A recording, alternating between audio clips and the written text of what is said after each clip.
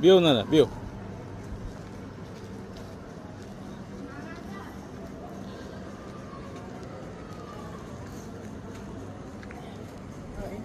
ها همینجا وایسا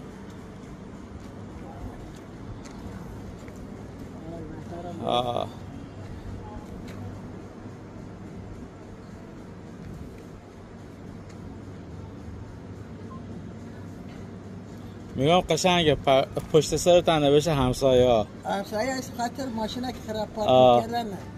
خب در رابطه با قدیم جبری و حال هوای قدیمش بگو. میگم سید قدیم اینجا خونه بی همسایه داشتیم، خونه هوشمند بی. نه اینا میدونم در رابطه با جاشوی جبری. جاشویی بود.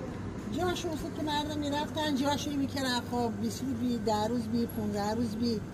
سن به چاشون تو خونه بیدن با هر زجر و ستمی با گلاته 5 تومن و 10 تومن و 5 تومن و 10 تومن و سن. خب 5 تومن بی، 10 تومن بی.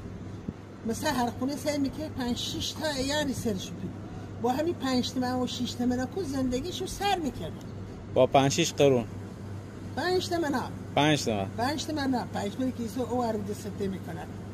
به خدا 5 تومن گلاته 5 تومن بی. او که شوفر بی که مثلا موتور مثلا انجین روشن میکسیش میگفتن شوفر. او 10 تومن بی 2 گلاته میگیره. او که آشپز بی 1 گلاته و نصفه میگیره. به هر طریقی زندگی مردم میچرخی زندگیشو مردم میچرخوندن. مردم با زندگیشو میساختن. مردم با همه خارکودی و لوازی با همه جورشو سر میکنن. ایالوار هم دیدن اگر زندگی رفتن سفری اومدن برنج داشتن، روغن داشتن، لیمو عمونی بی، هر چی که بی از اونجا میومن نبیوسی اینجا.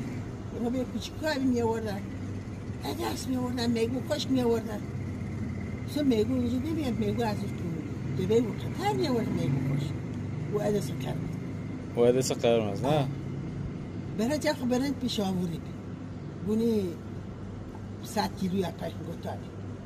مردم با همین زندگیشو سر کردن، با همین جاشویی و گلاته که داشتن. مردم با هم دیگه میساختن با زندگیشو. میگم خاطری از انگلیسی هم یاد انگلیسی هم نه مثلا کسی نقل قول کرده باشه خاطره نقل قول کردنم درست نمیفهمم.